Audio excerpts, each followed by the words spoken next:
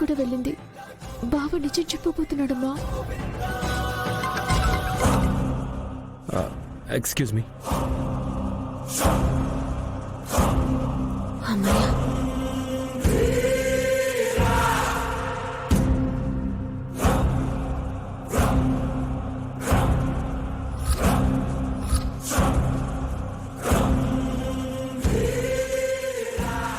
రై, ఎవడ్రా నువ్వు? కోపం వచ్చిందా?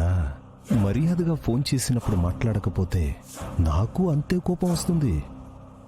రై, నువ్వు మా అమ్మ గురించి మాట్లాడుతున్నావు. పిచ్చి పిచ్చిగా ఉందా? ప్రెస్ మీట్ పెట్టావు, వెంటనే ఆ ప్రెస్ మీట్ ఆపేసి నేను చెప్పిన చోటికి రా. నేనెందుకు రావాలి? అసలు ఎవడ్రా నువ్వు? నేనెవరో నీకు అనవసరం. నేను చెప్పింది మాత్రమే నువ్వు చెయ్యాలి. రై, నా కోపం తెప్పించొద్దు. ఆ? కోపం వస్తుందా? నువ్వు ఒక్క నిమిషం అలాగే ఉండు.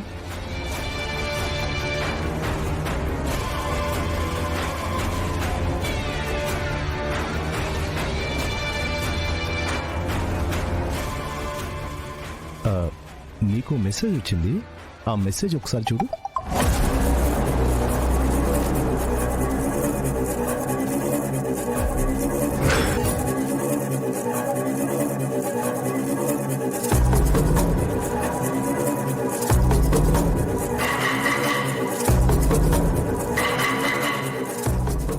రై, అసలు ఈ ఫోటో ఏంటి? ఎవడ్రా నువ్వు? నువ్వు దీనికి అంత షాక్ అయిపోతున్నావు? నేను చెప్పిన చోటికి నువ్వు వస్తే ఇంకా ఇలాంటివి చాలా ఉన్నాయి. రై, నాతో ఆడుకోవద్దు. నేను ఎక్కువగా మాట్లాడను. నేను చెప్పిన చోటికి నువ్వు వెంటనే రాకపోతే ఇదే ఫోటోని నీ దగ్గరకు వచ్చిన మీడియా వాళ్ళందరికీ నేను పంపిస్తాను.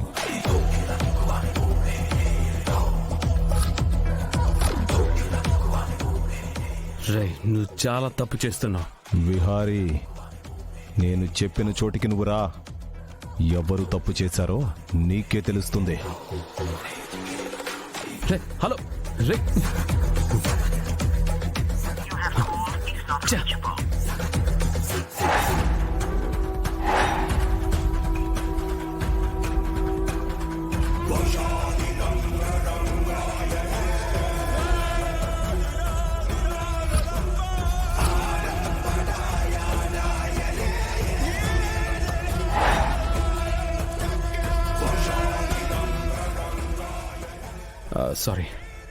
సారీ గైస్, ఒక హాఫ్ అన్ అవర్ ఉండండి.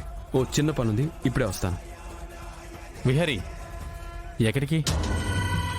ఇప్పుడే వస్తాను మావయ్య.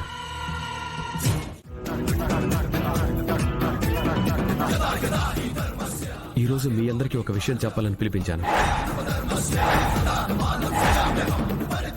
మీతో పాటు టీవీలో చూసే ప్రేక్షకులు, అలాగే ప్రతి ఒక్కరికి నేను చెప్పబోయేది తెలియాలి.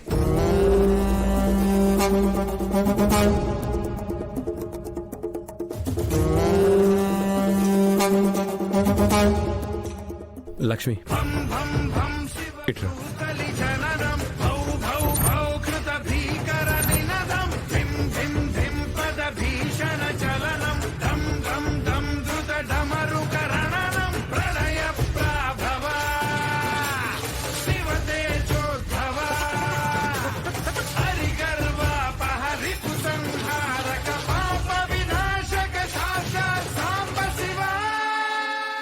అంబిక, లక్ష్మిని విహారిని టార్గెట్ చేశాను. నువ్వు అంటే చాలు, వాళ్ళిద్దరూ చస్తారు. వద్దు సుభాష్, విహార్ని లక్ష్మిని చంపకు. వాట్?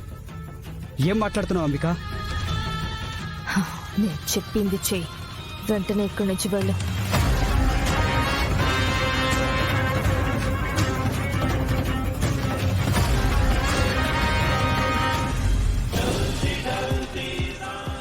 తనే కనక మహాలక్ష్మి. వద్దు విహారీ గారు, నిజం చెప్పొద్దు.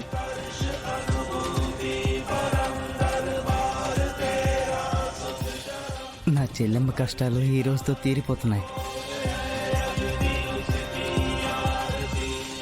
కనక మహాలక్ష్మి మా కోసం, మా బిజినెస్ కోసం చాలా కష్టపడి పనిచేసింది. ముఖ్యంగా తను మా ఫ్యామిలీలో ఒక భాగం అయిపోయింది.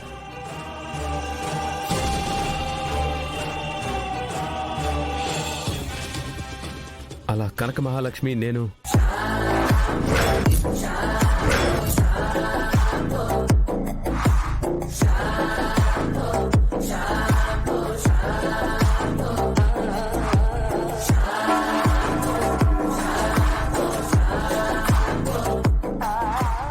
ఒకవేళ నిజం చెప్పి ఆనందంగా ఉండాలని నువ్వు ట్రై చేస్తే వెంటనే మీ అమ్మ ఘన చరిత్ర మొత్తం మీడియాకి సోషల్ మీడియాకి ఇలా అన్నిట్లోనూ సాక్ష్యాధారాలతో సహా నేను వదులుతాను.